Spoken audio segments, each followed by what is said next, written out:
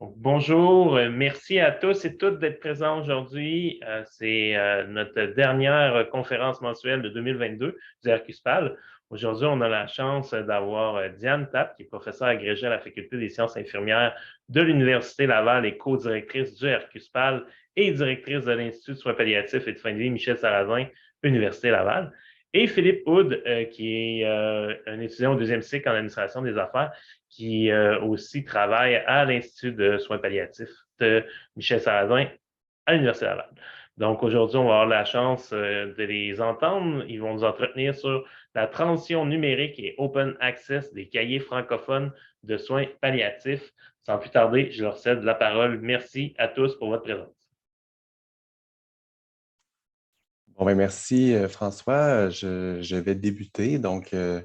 C'est avec beaucoup de plaisir qu'on est ici pour vous parler de la transition numérique et libre accès des cahiers francophones de soins palliatifs.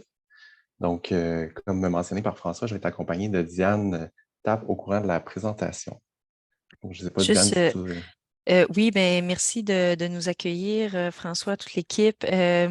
Juste un petit mot, comme plusieurs parents à travers le Québec, j'ai une petite fille malade à la maison, donc c'est pas impossible que je sois dérangée. Vous entendez une petite voix se joindre au cours de la présentation. Je m'en excuse à l'avance si ça survient. Donc, merci, bonne conférence. Merci, Diane. Je vais vous présenter le plan de la présentation. Donc, on peut changer la diapositive. Premièrement, on va vous présenter les objectifs de la présentation, un bref historique des cahiers francophones de soins palliatifs, la mission de l'Institut, ensuite de ça, notre projet de transition numérique et libre accès et la façon de faire pour proposer un manuscrit au cahier francophone de soins palliatifs. Donc, les objectifs de la présentation, c'est vraiment de vous informer du changement de gouvernance ainsi que de la transition numérique et libre accès des cahiers francophones, de vous présenter aussi les grandes étapes du plan de projet de transition numérique et aussi de vous présenter le nouveau processus de soumission d'un manuscrit au cahier francophone de soins palliatifs, je pourrais dire 2.0. Donc, avant de commencer, il est important pour nous de vous présenter un bref historique des cahiers francophones. Plusieurs d'entre vous le savez sûrement, là, mais les cahiers francophones existent depuis plusieurs années. L'histoire de la revue débute en 1999 avec la publication du premier numéro. Donc, à ce moment-là, les cahiers, la revue se nommait Les cahiers de soins palliatifs et c'était une initiative de la Maison Michel Sarrazin d'un groupe de chercheurs de l'Université Laval. La revue était à ce moment-là éditée et produite par les Publications du Québec. Ensuite de ça, en 2007, on assiste à un changement d'éditeur, donc on profite de l'occasion pour changer le nom de la revue pour les cahiers francophones de soins palliatifs tels que le connu aujourd'hui. La Maison Michel Sarrazin reprend l'édition et la publication de la revue en collaboration avec les presses de l'Université Laval. Donc, c'est intéressant aussi de mentionner que la chaire de recherche en soins palliatifs de l'Université Laval a contribué financièrement à la revue de 2005 à 2007. En parallèle, au cahier francophone, il y a l'Institut qui a été créé en 2021 en pleine pandémie. Et une année plus tard, on nommait la première directrice de l'Institut qui est Diane Tapp, qui est présente avec moi aujourd'hui. Donc, vous allez comprendre un peu aussi là, pourquoi on fait l'introduction de l'Institut dans les diapositives suivantes. Donc, en 2022-2023, il y a eu une décision de procéder à la transition numérique, libre accès et gratuit des cahiers francophones de soins palliatifs, en plus d'intégrer des articles scientifiques évalués par les pairs. Donc, aussi, on souhaite vraiment nommer là, la contribution, remercier Gilles Nadeau, qui est l'éditeur en chef actuel des cahiers francophones, pour la contribution qu'il a apportée à la revue depuis de nombreuses années, soit depuis le début, en fait.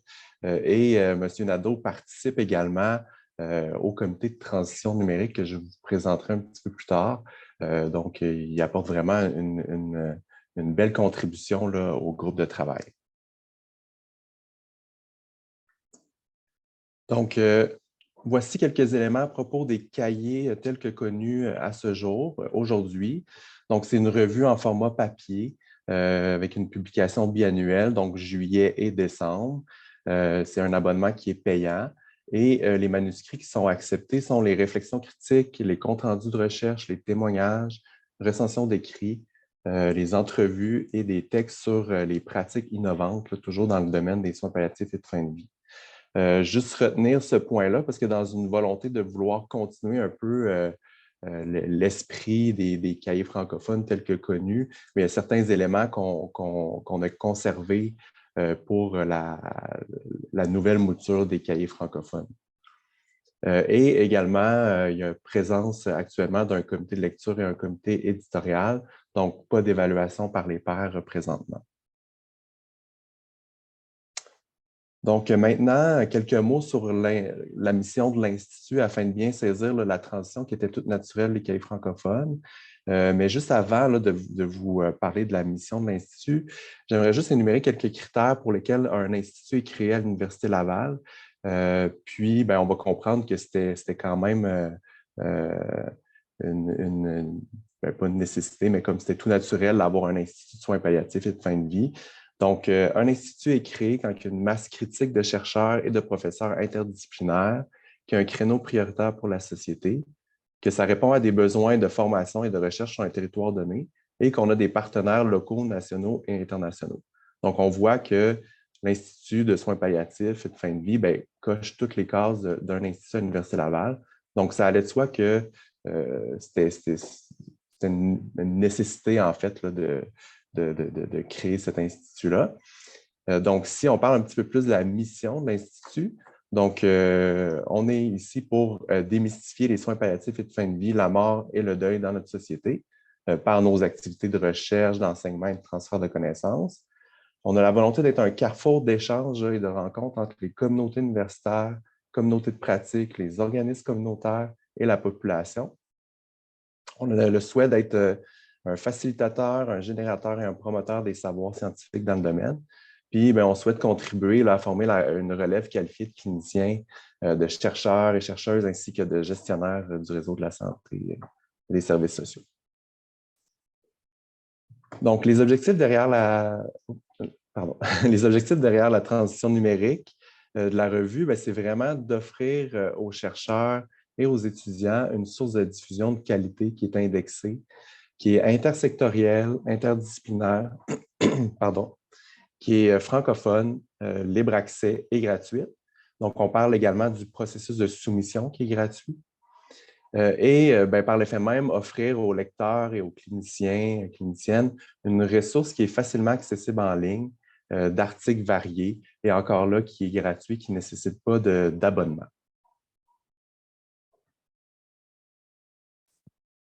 Je vais poursuivre. Pour effectuer cette transition numérique-là, on a créé un partenariat avec le service de soutien aux revues savantes de l'Université Laval, donc qui est rattaché à la bibliothèque, qui nous ont accompagnés pour l'évaluation des besoins, la planification de l'implantation, la configuration de la revue dans la plateforme OJS, qu'on appelle, c'est Open Journal Systems, de sorte à avoir une plateforme d'édition et de gestion des articles.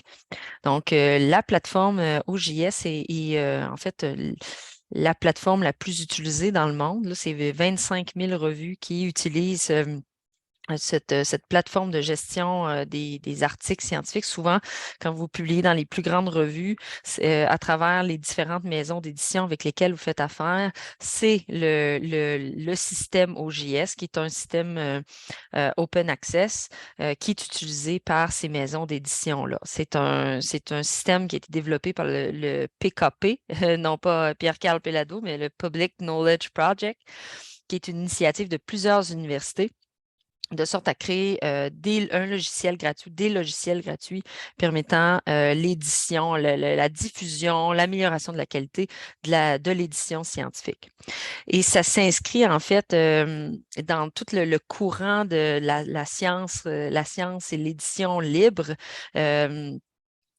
qui est en cours. Là, si les IRSC ont des requis par rapport aux subventions, mais c'est aussi un courant, je dirais, des gouvernements de faire en sorte que les chercheurs qui sont souvent financés par le public n'aient pas à payer de fonds provenant du public à des maisons d'édition privées et qui ensuite, les universités qui sont des organismes publics ont à payer à nouveau pour avoir accès aux articles. C'est comme un cycle ou un cercle vicieux dans lesquels je dirais, les grandes universités, les gouvernements de plusieurs pays dans le monde essaient de sortir.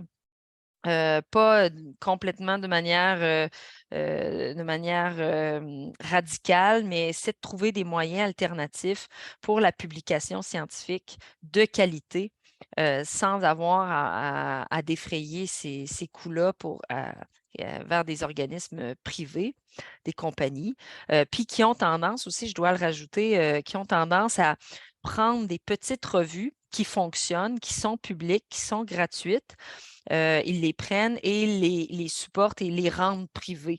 Donc, ça devient des agrégats de maisons d'édition, Sage et compagnie, ce qui fait que les petits joueurs perdent finalement la capacité de gérer des revues scientifiques et d'en assurer la qualité parce que ça prend du temps, c'est beaucoup de ressources et c'est un c'est pas tout le monde qui sont, en fait, toutes les universités ou les regroupements ou les groupes qui sont suffisamment organisés pour mener là, de manière efficace ce processus-là.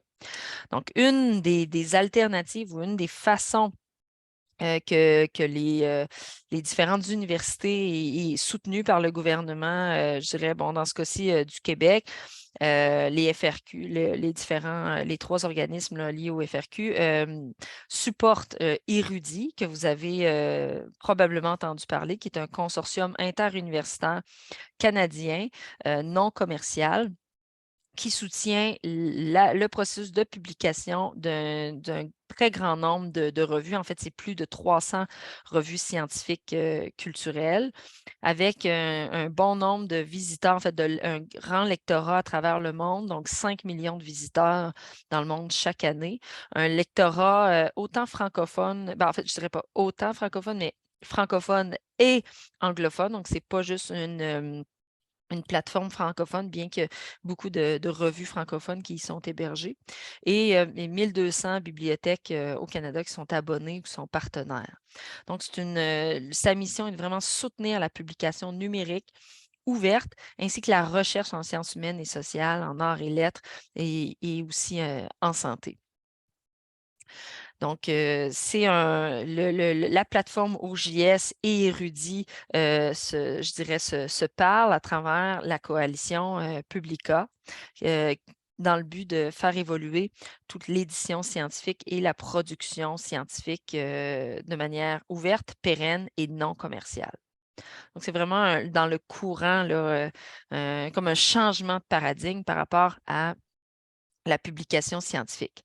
Donc, s'inscrivant dans cette perspective-là, je vais laisser Philippe poursuivre, mais en s'inscrivant dans cette perspective-là, puis voulant amener les cahiers francophones de soins palliatifs plus loin pour favoriser à la fois la publication d'articles scientifiques de qualité, mais aussi faire en sorte qu'ils puissent rayonner au-delà du Québec et au-delà de ses abonnements. Bien, on a mis en place le comité de transition que Philippe va vous parler à l'instant. Merci, Diane.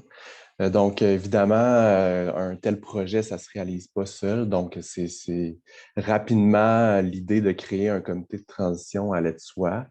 On voulait vraiment un comité représentatif, collaboratif, afin de vraiment tout mettre en place pour garantir le succès du projet. Donc, rapidement, on a convenu d'un mandat, de la durée, des objectifs et des rôles de chacun pour vraiment avoir une base solide puis pouvoir comme partir sur le trajet la transition numérique.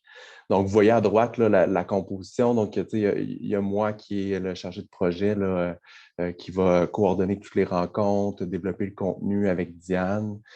Puis après ça, on a comme le comité qui se joint à nous pour émettre des avis et recommandations. Donc, on a Mme Brigitte Laflamme, qui est directrice générale de la Maison Michel Sarrazin, Gilles Nadeau, qui est le rédacteur en chef actuel, donc qui nous apporte tout le volet historique, puis des notions aussi au niveau des politiques éditoriales là, qui amènent sa touche aussi là, de son parcours. Il y a Joanne Hébert, qui est professeure au département des sciences de la santé de l'UQAR. On a également une membre étudiante qui est Nathalie Espinoza Suarez, qui est étudiante au 3e cycle à la Faculté des sciences infirmières, et Marianne Olivier d'Avignon, qui est professeure agrégée à l'École de travail social et de criminologie de la Faculté des sciences sociales de l'Université Laval. Donc, notre objectif, en fait, l'objectif du comité de transition, c'est vraiment de conceptualiser tout le processus éditorial numérique d'ici à avril 2023, donc pour avoir une plateforme effective et qu'il soit possible de soumettre et d'avoir tout ce qu'il faut en main pour pouvoir soumettre des manuscrits.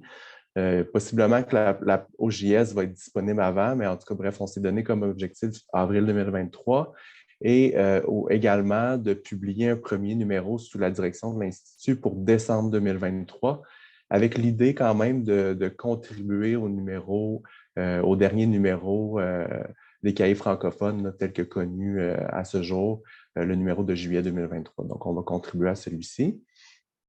Sinon, quand on parle de conceptualiser tout le processus, bien, c'est énormément d'éléments, dont la configuration d'OJS. Donc, on parle directive aux auteurs, tous les gabarits, là, donc page titre, gabarit de manuscrit pour vraiment vous accompagner dans la rédaction, dans le dépôt d'un manuscrit. Il y a également des directives aux évaluateurs, des différents formulaires. Quand on parle de configuration érudite, c'est surtout des sections où on va décrire le comité éditorial, la politique éditoriale, l'histoire de la revue. Et ensuite de ça, le comité de transition aura aussi un mandat de rédiger le premier appel de proposition et de créer un comité éditorial. Puis bien entendu, les stratégies publicitaires, là, on veut avoir des idées pour promouvoir la revue et également recruter là, des évaluateurs et évaluatrices. Donc, présentation de la revue, je dirais cahier francophone de soins palliatifs comme transition numérique et en libre accès, ça va toujours être une revue qui va être ouverte à l'ensemble des thèmes à propos des soins palliatifs et de fin de vie, vraiment avec une approche interdisciplinaire, intersectorielle. Donc, tout sujet va être considéré lorsque c'est lié à la mission de la revue. On va vraiment encourager les chercheurs et les étudiants au cycle supérieur à publier en français. Donc, on va toujours garder l'idée également de publier deux numéros par année, donc en juillet et en décembre, en format électronique seulement cette fois-ci. Et comme j'ai dit plus tôt, là, la soumission d'un manuscrit va être gratuite. Donc, également, libre accès et sous licence commune de données ouverte, donc la licence Creative Commons 4.0. Ce qui est dans la même lignée que ce que le FRQ demande. Donc, ce que ça veut dire, c'est juste que les auteurs conservent leurs droits. Il est autorisé aussi de télécharger le manuscrit, de le partager en autant qu'il y a une reconnaissance du droit d'auteur. Par contre, ça n'autorise pas là, la modification et l'utilisation à des fins commerciales. Donc, il y a une slide juste avant. Non, je m'excuse. Je me suis trompé. Donc, maintenant, on va vous présenter le processus de soumission d'un manuscrit. On s'est inspiré là, du même processus éditorial de d'autres revues scientifiques que vous connaissez. Évidemment, là, dans cette présentation, il s'agit juste de faire un résumé de chacune des étapes. L'idée ici, c'est plus de vous présenter les grandes lignes, mais surtout de vous orienter vers les endroits où recueillir l'information. Donc, je vais vous les présenter plus en détail dans la prochaine diapo. Donc, soumission d'un manuscrit, qui est la première étape. Donc, vous aurez, comme d'autres revues, des directives aux auteurs qui vont être disponibles sur le site Web de l'Institut, mais également sur la plateforme OJS et sur Érudit. Donc, l'information va être vraiment disponible à ces 3 endroits-là. Les manuscrits qui vont être acceptés, bien, ça va être des articles scientifiques, des textes professionnels et également des témoignages et entrevues. Donc, on avait vraiment le souhait de s'inscrire dans une continuité des cahiers actuels qui publient actuellement ce type de texte-là. Donc, c'est une volonté de garder là, ces éléments-là. Donc, ici, c'est une capture d'écran de notre site Web de l'Institut. Donc, vous voyez que dans le menu principal, il y a une section revue scientifique. Donc, à cet endroit, comme je disais, il va y avoir toutes les directives aux auteurs, également comité éditorial, donc plusieurs informations intéressantes par rapport à la revue, et également l'hyperlien pour pouvoir soumettre un manuscrit. Donc, ici, c'est des exemples parce que vous comprendrez que notre page des cahiers francophones de soins palliatifs n'est pas encore disponible sur Érudit et notre OJS qui va être hébergé sur le site de la bibliothèque de l'Université Laval n'est pas disponible encore. Mais ici, c'était plus pour vous montrer que sur chacun des sites, bien, vous allez avoir un hyperlien pour soumettre un manuscrit. Mais en fait, ce qui va nous mener à la page de la bibliothèque, c'est vraiment à cet endroit-là que tout le processus éditorial va se dérouler. Donc, quand vous allez cliquer « Faire une soumission », c'est vraiment là qu'on va venir déposer le manuscrit là, sur le site de la bibliothèque, mais sur la page des cahiers, là, bien entendu. Donc, articles scientifiques, ça va être des travaux de recherche théoriques, philosophiques, méthodologiques ou empiriques qui se veulent originaux, innovants et de grande qualité. Donc, les articles de synthèse vont être également acceptés. Et pour les articles scientifiques, bien, il y aura un processus d'évaluation par les pairs en double aveugle. Donc, je vais en parler un petit peu plus loin. Ensuite, il va y avoir des textes professionnels, donc ça va être soit des pratiques innovantes, des idées novatrices, des initiatives inspirantes ou une expérience de développement professionnel quelconque. Donc, on va inviter les intervenantes de la santé et des services sociaux à publier, que ça peut être des groupes aussi, des associations ou une organisation. Et à ce moment-là, bien, il y aura un processus de révision par le comité éditorial. Pour ce qui est des témoignages ou entrevues, c'est toujours lié au domaine des soins palliatifs et de fin de vie. Donc, vraiment sous forme de texte. Ça ne doit pas être un texte d'opinion. Ça va être décrit de toute manière dans les directives aux auteurs. Et encore une fois, ça va être un processus de révision par le comité éditorial. Donc, l'étape 2, qui est l'évaluation de la recevabilité.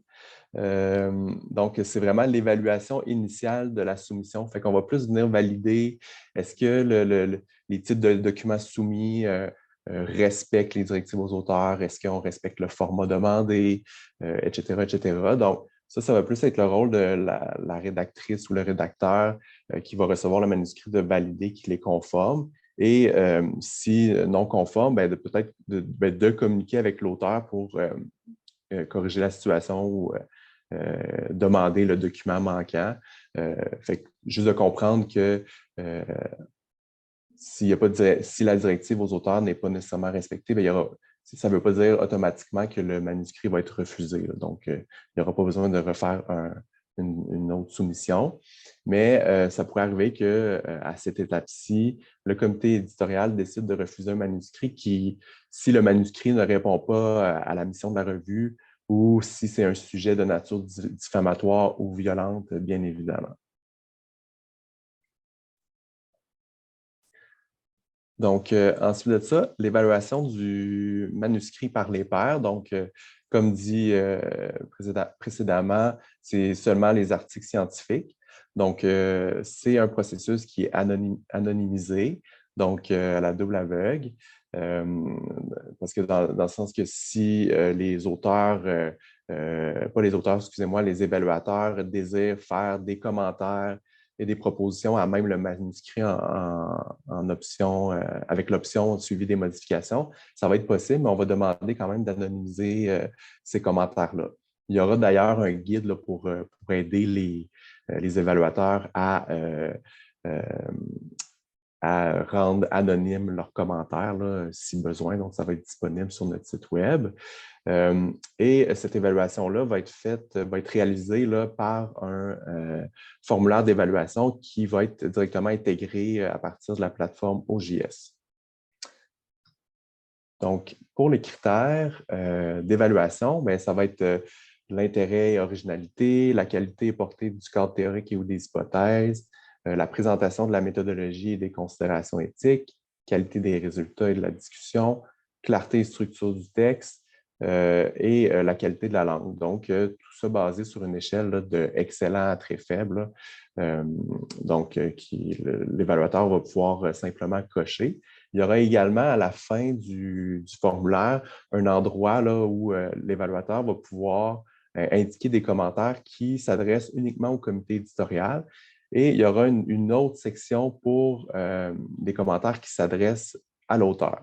Donc, ça va être deux options qui vont être possibles. Et bien évidemment, à la fin du formulaire, c'est les recommandations. Les recommandations de l'évaluateur au comité éditorial. Donc, afin de procéder à l'évaluation par les pairs des manuscrits, c'est sûr que nous allons avoir besoin d'évaluateurs et évaluatrices. Donc, dès maintenant, les personnes qui sont intéressées à contribuer au processus d'évaluation, on vous invite là, à signifier votre intérêt à l'adresse courriel suivante, qui est l'adresse de l'Institut. C'est sûr qu'on souhaite là, avoir une banque d'évaluateurs quand même assez rapidement. Il faut se rappeler aussi que le succès d'une revue, oui, c'est les personnes qui soumettent des manuscrits, mais c'est également les évaluateurs et évaluatrices qui participent au processus. Il y a aussi tout l'aspect de la qualité des évaluations et la qualité du processus d'évaluation. Tout ça ensemble va permettre là, au Cahier francophone de soins palliatifs de publier des articles scientifiques francophones, donc internationaux au sein de la francophonie de qualité. Donc, la quatrième étape, décision éditoriale, il y a 4 avenues possibles. Donc, la décision éditoriale faite de pair avec l'évaluation par les pairs. Ça se dit bizarrement, mais vous comprenez. Donc, soit on accepte la soumission, on peut demander des modifications mineures. Donc, l'auteur aura juste à modifier le manuscrit et après ça, on pourra publier. Il y a aussi l'option de modification majeure. À ce moment-là, des modifications doivent être apportées et un nouveau cycle de soumission doit être redébuté. Et il y a toujours l'option, malheureusement, de refuser la soumission. Toujours avec des explications, on s'entend. Donc, ici, rapidement, étape 6, révision linguistique. Donc, ça le dit. Et on aura aussi une vérification là, de l'épreuve finale par l'auteur avant la publication. Et la dernière étape, c'est l'étape de la publication avec la signature du formulaire d'utilisation et de diffusion du manuscrit, qui est en soi le formulaire lié au droit d'auteur. Et par la suite, publication sur Érudit et diffusion promotion. Donc, en conclusion, il y aura une transition 100% numérique et libre accès des cahiers francophones de soins palliatifs dès l'automne 2023. Il va y avoir un appel de proposition à venir. On vous invite à nous suivre sur nos réseaux sociaux, vous inscrire à notre infolette aussi pour être informé. Le lien vers nos réseaux sociaux ou la possibilité de vous inscrire sur l'infolette, c'est disponible sur notre site Web. Et le quatrième point, super important, on vous invite à devenir membre de l'Institut puisque à titre de membre, vous serez informé des activités de vulgarisation scientifique, d'enseignement et de transfert de connaissances, ainsi que des événements que l'Institut va développer. Par exemple, vous pourrez recevoir des appels de proposition pour des conférences ou d'autres opportunités de recherche. Puis, vous pourrez aussi également contribuer aux activités de l'Institut en émettant des avis et recommandations par la participation à différents comités qui vont être créés au courant des prochaines semaines, prochains mois. Donc, puis, il y aura également des opportunités là, pour vos étudiants, donc soit de formation, de bourse ou de réseautage. Bien, vous allez voir, Pour devenir membre, il y a un formulaire complété qui est quand même assez court. On demande également de fournir un CV, une lettre de présentation, mais rapidement, là, la lettre de présentation, c'est vraiment plus pour connaître vos implications et travaux là, dans le domaine des soins palliatifs et de fin de vie, donc rien vraiment de compliqué.